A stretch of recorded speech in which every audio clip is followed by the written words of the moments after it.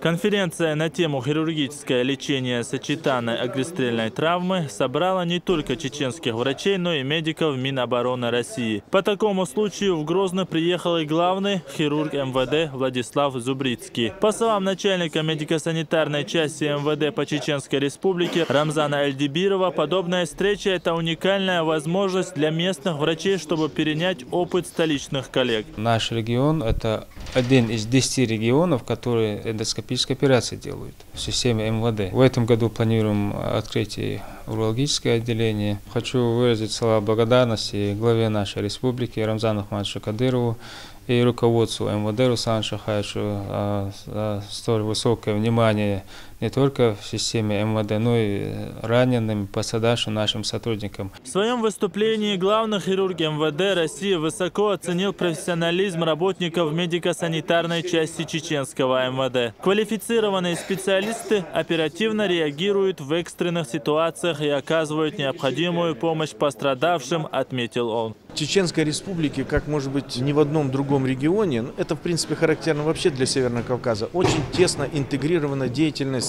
ведомственной и гражданской медицины. Без помощи Минздрава Чеченской Республики, конечно, оказание эффективной помощи, в частности при последнем террористическом акте, было бы очень сильно затруднено. Но анализ тех мероприятий, которые мы проводили в декабре, показал, что есть существенные потенциально возможности в совершенствовании и ведомственной медицины.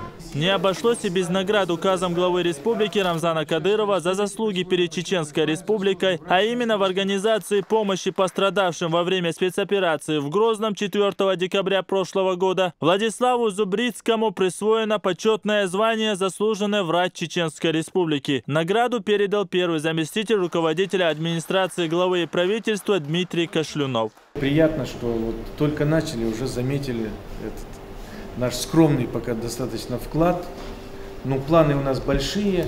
Я думаю, мы неоднократно еще с вами встретимся. Лучше, конечно, если мы будем встречаться на мастер-классах, на лекциях, чем во время реального оказания этой помощи. Но если в этом возникнет необходимость, вы можете рассчитывать и на меня, и на нас.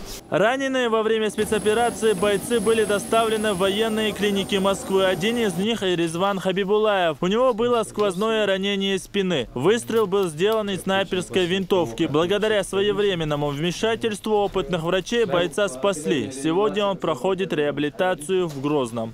Хорошо выскочил. Да. На удивление. Из всей этой работы он так...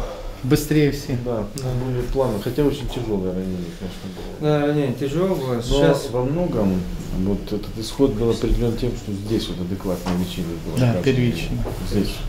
Как раз таки оперировали наши хирурги медсанчасти в 9-й дежурии. Также гости оценили возможности медико-санитарной части МВД Республики. Учреждение способно одновременно принять 75 человек и по оснащению может считаться одним из лучших. Гости намерены продолжить знакомство с регионом в ближайшие дни. Ахмед Джабраилов, Султан Умаров и Дини Хавхаров. Новости.